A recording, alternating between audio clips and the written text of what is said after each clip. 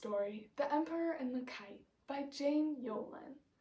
An emperor learns to truly appreciate and to listen to his tiniest daughter.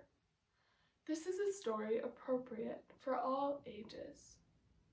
Once, in ancient China, there lived a princess who was very tiny. In fact, she was so tiny, her name was Xiao, which means the smallest one. And because she was so small, she was not thought very much of, when she was thought of at all. Now her older brothers, they were all older, bigger, and stronger than she, so they were thought of all the time. They were the ones who helped their father rule the kingdom and to teach the people the ways of peace. Even her sisters were all older, bigger, and stronger than she.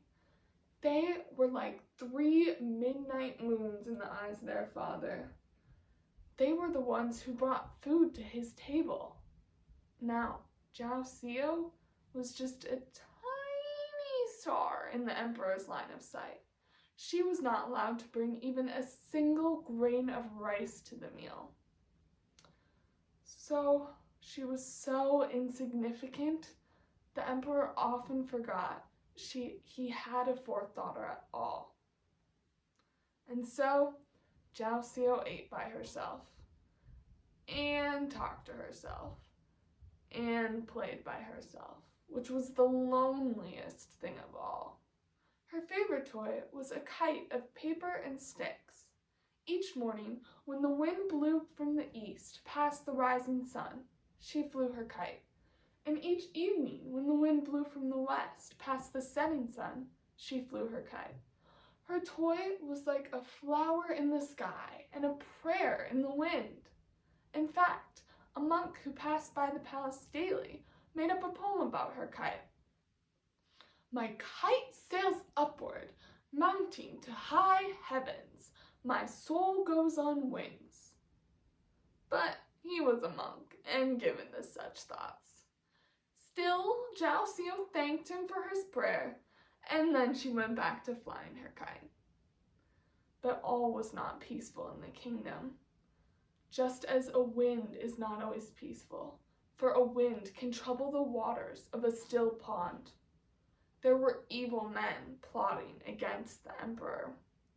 They crept up on him one day when he was alone, when his sons were away, ruling in the furthermost parts of the kingdom, and his daughters were down in the garden.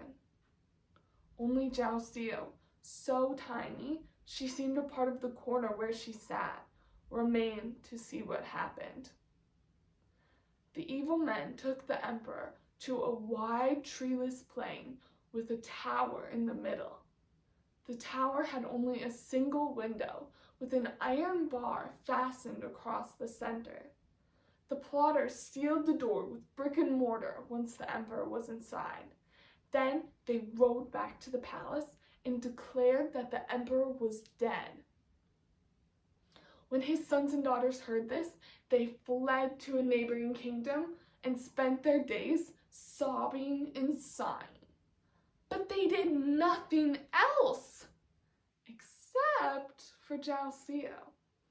Xiao was so tiny that the evil men did not notice her at all.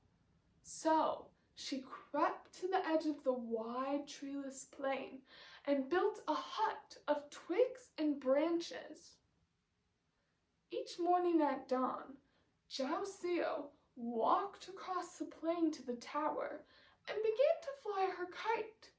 To the kite string, she attached a tiny basket filled with rice and poppy seed cakes, water chestnuts, and green tea. The kite pulled the basket high in the air, up as high as the window in the tower. In this way, Xiao kept her father alive. They lived like this for many days, the emperor in his tower and the princess in her hut on the edge of the plain. The evil men continued to rule in their cruel, harsh ways, and the people of the kingdom were very sad. One day, as Zhao Xia was preparing a basket of food to take to her father, the monk passed by. She smiled at him, but he seemed not to see her. Yet, as he passed, he repeated his prayer in a loud voice. My kite sails upward, mounting to high heavens. My emperor goes on wings. She started to thank him, but then she stopped. Something was different. The words were not quite right. Stop, she called. But he had already passed her by, for he was a monk, and monks do not take part in things of this world. Then Zhao Xio understood. He was trying to tell her something important. From that day on, when she wasn't bringing her father food, Zhao Xio was very busy. She began to twine a string of grass vines and her own long black hair.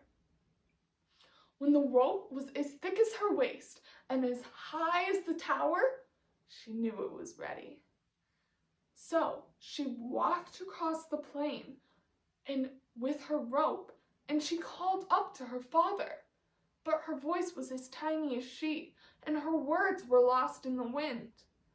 But at last, her father looked out the window and saw her standing below. He expected the basket of food to sail up to his window, just as it had every day before this. But what should he see but the strand of vines and grass and long black hair? Now, the emperor knew he had never truly appreciated his tiniest daughter before, but he did now. And he promised himself that if her plan worked, she would never again want for anything, least of all love. Although, all she had ever wanted was to be loved. The emperor leaned out the window, reaching for the rope. He grabbed it, pulled it into the window with him, while the other end stretched all the way down to Zhao Xio's tiny hands. The emperor tied the thick rope to the heavy iron bar across the window. Then he stepped up onto the sill, ducked under the bar, saluted the gods, and slid down the rope. His robes billowed out around him like a great kite. When he reached the ground, he knelt before his daughter and pressed his lips to the ground before her. He rose and embraced her. He stood with one arm encircling her and said, "Come to thy home with me, loyal child."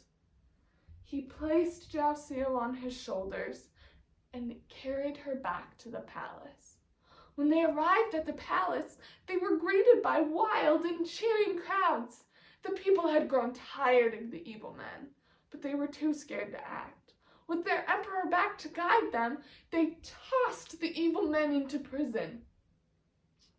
When the emperor's other sons and daughters heard of his return, they hurried back home to greet their father. But they were surprised to find Zhao Xio sitting in a tiny throne next to their father. It is said that the emperor ruled with Zhao Xio by his side for the rest of his days, and he never neglected another person, whether great or small. And Zhao Xio never wanted for anything, least of all love. It is said, too, that after her father, Zhao Xio ruled, her gentleness like the wind, and her kindness as unyielding.